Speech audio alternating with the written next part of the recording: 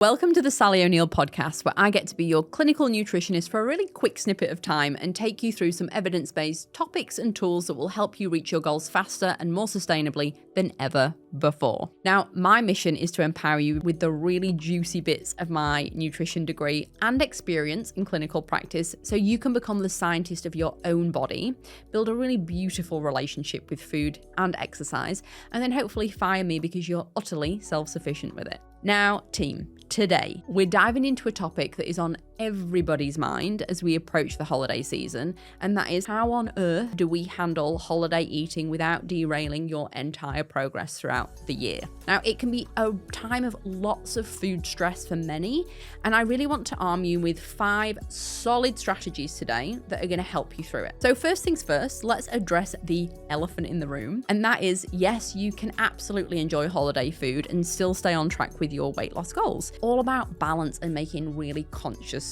choices. So grab out the notes app on your phone and let's get to it. There is absolutely no point in listening to this podcast if you're not going to take action. So please be sure to write down at least one key takeaway that you're going to do after this podcast so you can implement it and move forward with new knowledge. Okay, so first up, remember that heavy holiday eating really only lasts a few days. So think about Thanksgiving and Christmas. They are not going to make or break your weight loss journey. It takes 7,700 calories over what your body normally burns in a day to add just 1 kilo. So for reference, I've got an Olympian swimmer client at the moment who is training 2.5 hours a day, and he's only managing to eat 4,500 calories per day. So it's unlikely you're in danger of consuming anywhere near that. And if you do, it's no biggie. You don't eat like this all year, and every single person overeats past the point of fullness for satisfaction and enjoyment multiple times throughout the year. You are not broken. It is part of the human experience. And even as a nutritionist, I expect that I will have an overeat maybe once a month, and that's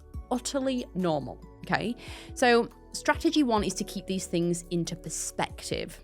Remind yourself that these special eating moments typically only span a few days out of an entire year, and keeping this perspective can really help reduce food stress and prevent you from feeling like you've ruined your dieting progress, because let me tell you, you absolutely haven't. You're supposed to enjoy these special moments without guilt, knowing that your overall habits throughout the year are truly really what matters. One of my absolute favorite sayings to clients who probably get sick of hearing this is that one hot day does not make a summer. So you might want to stick that quote on your fridge. Nobody else in the household will know what it means, but you and I will know what it means. Strategy number 2 is to be a food snob. And that means that I'm tasking you with choosing to consume only the foods that you really love and skip all the stuff that's kind of, not excited. Now, during the holiday gatherings, you're often really lucky enough to be presented with a vast array of choice of food, most of which are packed with salt, sugar, and fat, and they're absolutely delicious, honestly, but you're going to find that some of them are more appealing than others naturally. So instead of trying out absolutely everything under obligation or habit, I want you to be a little bit more selective. I wouldn't go into a sneaker store and buy every single shoe if I needed a pair of sneakers, right? So if you pick your favorites, you are going to enter the holiday season feeling a lot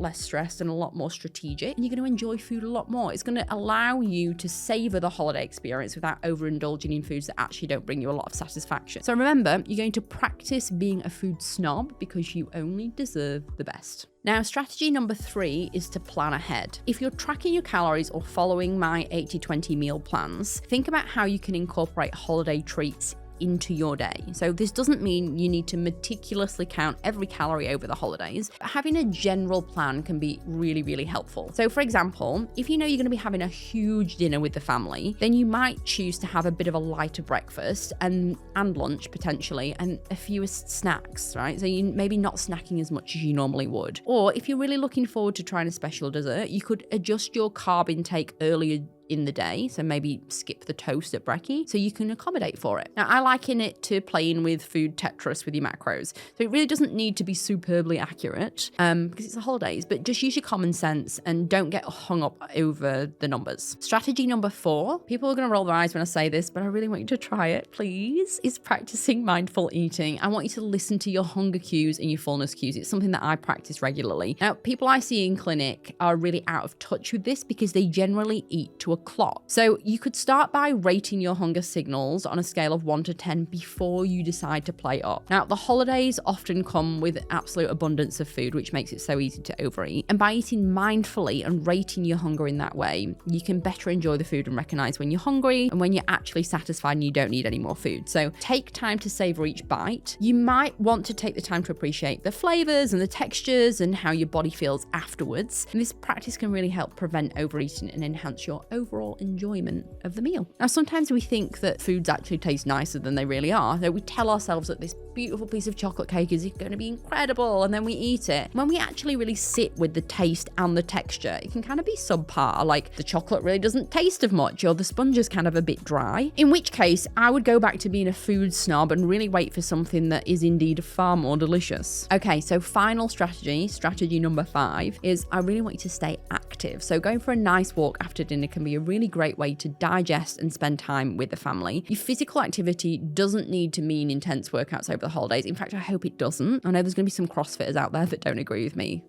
Forgive. But I take a much gentler approach. So simple activities like going for a family walk or a game of touch football, or even just like helping with the post-meal cleanup is going to help you keep moving. It's going to stimulate the muscles in your digestive tract, which is going to promote peristalsis, which is like the wave-like contractions as food moves through your intestines. That is really going to help with potential constipation and keep things moving really smoothly. And it's also going to help regulate blood sugar levels. When you move, your muscles use the glucose in your bloodstream for energy, which can help lower the post-meal blood sugar spikes, particularly beneficial if you've overindulged in the carb-heavy foods over the holidays. Remember, my 80-20 approach in coaching programs are all about flexibility with food, so you can build a better relationship with it and still hit your goals. You do not have to be perfect. You just need to be consistent most of the time. So if you go over your calorie goal for one day, it is really not the end of the world. Another one of my favorite sayings is a consistent B effort is so much better than an inconsistent A effort. And I'm going to leave you with a powerful mindset shift I want you to take with you into the holidays.